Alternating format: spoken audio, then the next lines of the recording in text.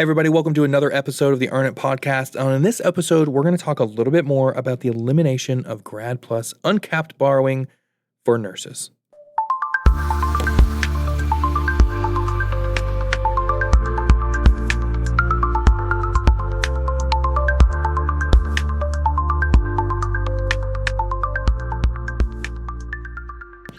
Well, people, as we all know, the Grad PLUS has officially been eliminated, which means that now there's a strict $100,000 lifetime federal loan limit for folks that are included under the nursing umbrella. And obviously, a lot of people are really bent out of shape over this. And it's mostly unnecessarily so. I say mostly because there's literally only one reason why this is a dumb idea. And I think why it's important to realize that there's only one reason is because the nursing community is being represented by a bunch of fools that are going in and asking for this to be appealed for all of everyone in the nursing sort of umbrella. And that is the worst possible thing you could do. And it will be the only thing that actually harms the entirety of nursing as a profession is what these folks are asking for. Who am I talking about? I'm talking about the American Nurses Association and the American Association of Colleges of Nursing. These are two of the big kind of healthcare or professional organizations that are trying to go in on behalf of nurses and argue that this all needs to be, undone. So I'll say at the outset, so that you're not waiting 20 or 30 minutes to hear, the issue is asking for all of it back for all nursing degrees all the time. And the reason why is because that is not based on data. Now, I am working on another podcast episode that goes into sort of the how the nursing community online, as almost everyone that's kind of online, especially that I've noticed on LinkedIn, is using the emotional side of their brain to make arguments and make points instead of using things that are based in evidence. And one of the things that is very much not based in evidence is the ANA and AACN being intensely in opposition for the elimination of these for nurses. Let's go through some of these arguments, and then let's kind of go through why all these arguments are dumb and make us all look bad. Please, ANA and AACN, stop trying to represent all of nursing because you have no business doing it. As a profession, we need to be taken more seriously, and every bit of this means that we're being taken less and less seriously. And with these kind of arguments, we really should be taken less seriously. The number one thing is that I hear and I see all the time, well, there's already a shortage of nurses and nurse practitioners. Okay, let's say that this is true. I'm not even going to say it's not true, okay? You are saying that because we're limiting loans, then that's going to create a worse shortage of nurses, nurse practitioners. The thing is, it's been this way. In other words, we've had the Grad PLUS for since the beginning, basically, right?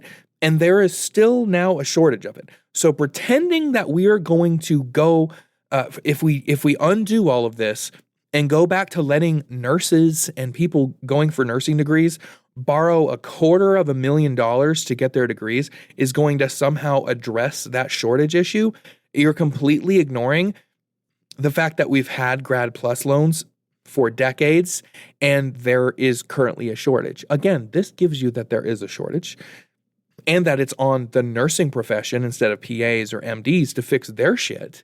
It's on us to figure out what, to fix the shortage of healthcare providers as a whole. One, I don't think so, but two, I'm giving that to you anyway, and giving you that there's a huge shortage, but I'm telling you that reversing this is not going to do anything about the shortage because we've had a shortage for so long, but we've had these Grad PLUS loans. So this argument is hitherto invalid. Here's another one. Chilling effect on advanced roles. Lower loan caps will deter registered nurses from pursuing advanced practice registered nurse credentials, including nurse practitioners and certified nurse, registered nurse anesthetists. Yes and no. We can all agree that CRNA is the absolute exception to this. The Grad PLUS should absolutely come back for CRNA. It should not come back for NP programs. And I'll get to that shortly, but basically, you don't need more than $100,000 to get your NP degree. You just don't. Widely spread, you do not. So this argument is half hogwash, but the entire reason why I said at the onset, there's one reason why these organizations need to change their verbiage. If you ask for all to be reversed for all nursing professions and all nursing degrees, you will not get anywhere because this is not based on evidence. If you ask for CRNAs to then be included in the Grad PLUS, this is your only chance to get somewhere. So I will just say that at the onset. Absolutely, the only exception for this should be CRNAs, not the NPs, and definitely not BSNs, and not MSNs, and for God's sake, not doctorate level nursing degrees. But I'll get to that in a minute. Disproportionate impact on high cost fields. CRNA programs are exceptionally high, expensive, routinely costing well over $100,000. Eliminating Grad PLUS removes the only federal pathway to cover the full cost of attendance. This is true. This is the only sound argument. See how it's only including CRNA? I'm getting this stuff from aggregate from the ANA and AACN and people that are going crazy on LinkedIn with a completely long alphabet soup list of credentials behind their name. This is the only sound argument. Crippling rural healthcare. APRNs heavily staffed rural and underserved communities where there's a massive deficit of primary care physicians. Cutting their pipeline directly compromises community health, public health. This is not true. If we lower, since we have lowered the amount that you can borrow to $100,000, this does not eliminate people en masse from getting their APRN degrees. It might, in some cases, prevent you from getting your DNP, but again, we'll get there shortly. Worsening the nursing faculty crisis. Here we go, people. This is where we're gonna get the bananas. No path to doctoral degrees. National accreditation standards require nursing school faculty and program directors to hold graduate or doctorate degrees. Okay, I have another podcast episode that I've released on what the problem is with the nursing kind of education. And these national accreditation standards, these national accrediting bodies are directly contributing to how poor nursing schools are preparing new graduate nurses to enter the field. So as far as I'm concerned, these national accreditors have absolutely zero reputation to stand on, and their opinions matter 0% to me, because right now they are responsible for having a very expensive nursing education system that we have in place, and all of the bells and whistles and all of the standards that this has still means that when you graduate your first day as a nurse, you are unprepared and unfit to hold that position without RN residencies holding your hand. These same people also requiring a PhD, you should not need a doctorate degree to teach someone how to be a nurse.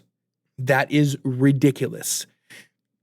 You should not even be requiring an MSN to tell someone how to be a nurse. If you have been a nurse for 5 years plus and you are good at it and you have a really good track record with the program and you haven't had anything against you from the board of nursing in your state, and you can come up with ways to show that you have high quality care, and you interview, aka audition, for the teaching position that you're looking for, you should not have to have an MSN to do that. What you're basically saying is that person's experience as a registered nurse working in the field is not valuable. They are only valuable after they have the right letters behind their name. The reason why this whole accrediting body and the whole system of nursing education is crumbling is because it is academia for academia's sake and is supported by other academics. The only thing that matters to these people is what degrees you have, what the letters are behind your name, and where did you get them from. These do not translate into real world outcomes. And it's very obvious because, again, we're graduating folks that aren't ready. As far as the faculty, program directors, if you're requiring, I can understand an MSN for some of these, because one thing that a BSN does not prepare you to do is to teach at all. So getting an MSN in nursing education is kind of the only way a lot of these people can transition themselves from being a nurse to teaching nursing. But again, you shouldn't be running into the $100,000 cap limit. And I'm going to get to that in a moment. The bottleneck effect. Nursing schools already turn away tens of thousands of qualified undergraduate applicants annually purely due to lack of advanced degree faculty. Capping graduate loans ensures fewer nurses can afford to become educators. You're right. Fewer nurses can afford to become educators. And it's time to let the cat out of the bag. I'm going to tell you exactly how many people. See, nobody is saying this that is arguing against this entire thing. And it's very sad because, again, it's based on emotional, personal opinions and not evidence. It is official and it is evidence-based that 95% of graduate nursing students, I will say again, 95% of graduate nursing students borrow below the new caps. That is where the caps came from. The Department of Education and congressional proponents of the Beautiful Bill Act and all that, they had to figure out a new cap, right? So what they did was they looked specifically at nursing, and they looked at everybody who's ever had federal loans. And they said, okay, 95% of people borrow less than $100,000 for their career. We're going to cap it at that number. So everybody that is complaining about this is going to get worse and that's going to get worse, that none of that is true, only 5% of people will be affected. And those 5% of people, the only thing that's keeping them from doing that is that they don't want to do anything but take out federal student loans to get their degree. There are other ways, especially in nursing, folks. You guys make like $80,000 to $100,000 a year, and you don't want to put any of your own money for your PhD, which, by the way, is paying a school a crap ton of money for you to write a big bad paper and do a bunch of research on your own, by the way. I'm going to prove this, by the way. I am in the process of beginning my doctorate in education. And it is basically paying a bunch of money, taking quote unquote classes to write a bunch of papers so that you can get better prepared to write your big paper that's going to get you your degree. But I digress from that. Folks, stop with the emotions. If you proceed to say 95% of graduate nursing students borrow below the new caps, and then you continue to argue, you will probably find yourself continuing to argue for the sake of taking this loan limit or loan cap away for people wanting to go and earn their CRNA. And even these people are required in a lot of cases to have at least 3 years of critical care experience as a registered nurse. AKA, you have to work 3 years, making up to $90,000 to $100,000 a year. You know how much money that is? Let's just say, at the very least, okay, this is $200,000. So 3 years, you have made $200,000, and you want to put $0 towards your new education. That is ridiculous. You want to depend on the big bad government for you to get the degree that you want to get. I'll tell you what. If these stupid ass accrediting bodies want more PhDs so bad, then they can pay for your education. And when they start paying for your education and you paying them back, because let me just tell you, you're making enough money. These accrediting bodies get paid plenty. And you have a bunch of do-nothing people that work in offices somewhere to review different nursing programs. Why don't you guys put your money where your mouth is? You want me to have a doctorate so that I can hold this faculty position? You are going to give me a loan at the same rates that the federal limits do. If you believe so much that those degrees is what's going to change nursing education, it's what's going to change healthcare, then again, put your money where your mouth is. You foot the bill for the loans. Stop asking the government to foot the bill for loans, which, by the way, for 5% of people. And when you start doing that, and if they start doing that, folks, they will discover one thing really, really quick. Why the hell are these nursing programs charging so much money to people for their degrees? And this in lies another thing. All of these people that are arguing for this are completely ignoring how absolutely absurdly expensive a lot of these programs are. Why should you be paying that much money for a degree?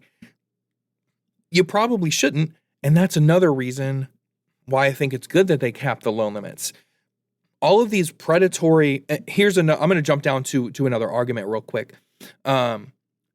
Shifts borrowers to predatory private loan markets that do not have income-driven repayment plans, public service loan forgiveness, etc. So, you know what's predatory? Private nursing schools. And any private school out there that's postgraduate that is charging you $40,000, $50,000 a year for you to go and sign into Canvas and complete some assignments until they say, okay, here's your degree now. This is absolutely absurd, okay? And this is the real issue that everyone is ignoring with this. What's predatory is not the private loan market. It's the private school market. And it's the school market in general. The majority, I think it was about 76 to 85% of graduate level nursing programs are almost completely online. A lot of these are kind of self-paced too, right? And anybody going through education, especially has taken a few BSN classes, know you're paying a lot of money to sign into Canvas, read what your assignments are, read what you have to post in your discussion, and then you have to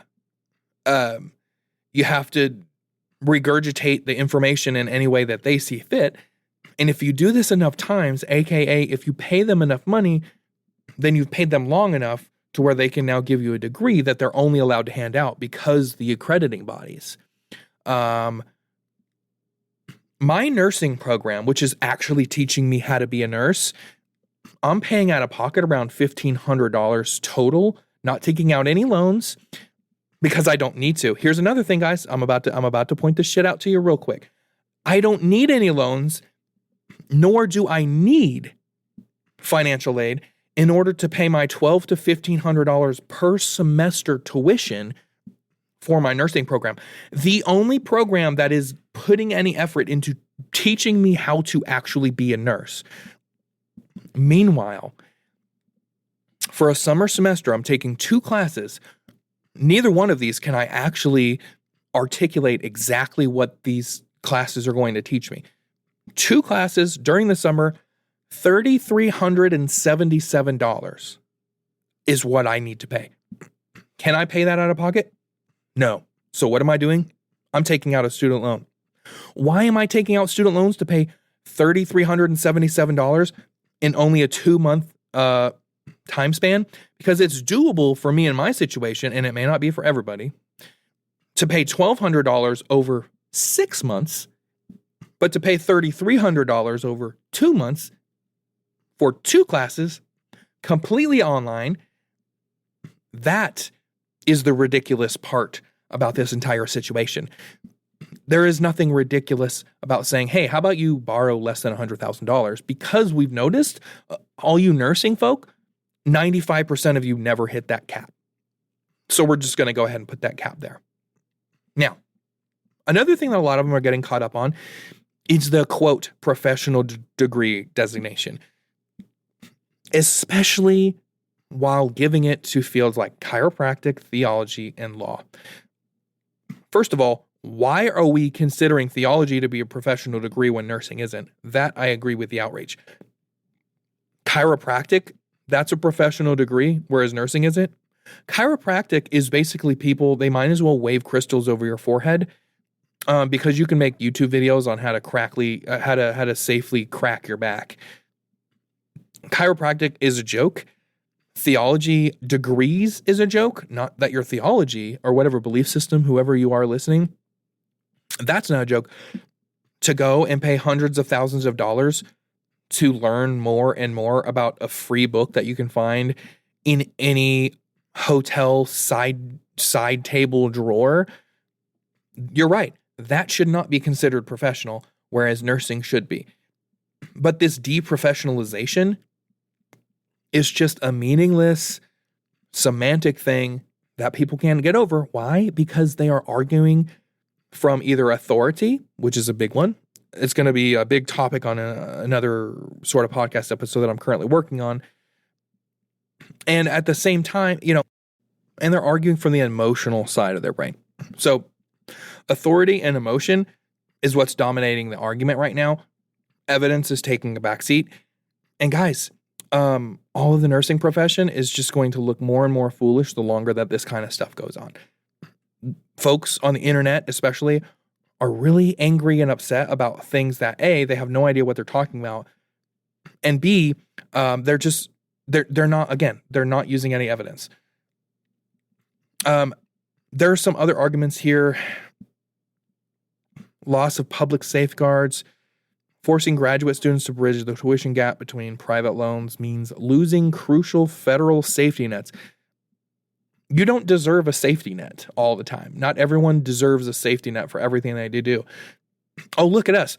We're badass nurses. We're on the forefront. We're the foundation of healthcare. Can you please provide me some safety nets? Absolutely ridiculous. Grow up, grow a pair. If you want to be badass nurse and that, changes the world and is in charge of running healthcare, then you should maybe be a little bit less of a pansy and stop asking for federal handouts and federal safety nets. Hidden fees add up. Nursing educational costs stretch far beyond base tuition. Advanced students must finance mandatory simulation lab fees, expensive clinical materials, electronic testing access, and professional insurance. On average, graduate nursing costs exceed $30,000 per year, making the new cap of $20,500 annual cap mathematically unviable for full-time students. So here's another thing. Currently, students are able to do all of this without borrowing the $100,000. If there are hidden things, which, by the way, this should be giving you the alarm bells. The fact that there are allegedly $9,500 per year in hidden costs of attendance, that should be the real problem that you're complaining about. But again, even with these supposed and alleged hidden costs, then you tell me why 95% of us do not have to borrow over $100,000. The fact of it is, you can't do that. Okay? You're unable to do it.